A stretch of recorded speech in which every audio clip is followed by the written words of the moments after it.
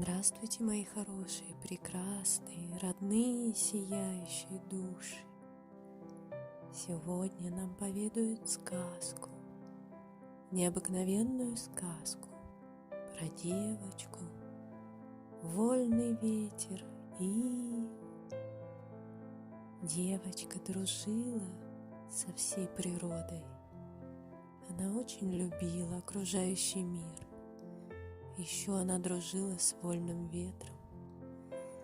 Да, абсолютно правильно, она встречалась к ним в бескрайнем светлом поле. Прекрасное поле, безграничное, просторное. И она бежала туда по своей тропиночке, бегом, быстрее, быстрее. Приходила на самую серединку поля и ждала.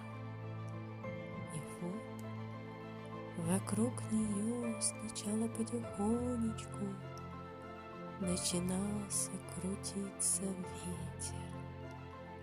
Вокруг ромашек, вокруг листочков и лепесточков. И вот вольный ветер совсем рядышком. Здравствуй, моя хорошая девочка. Здравствуй, дружочек, ветерок.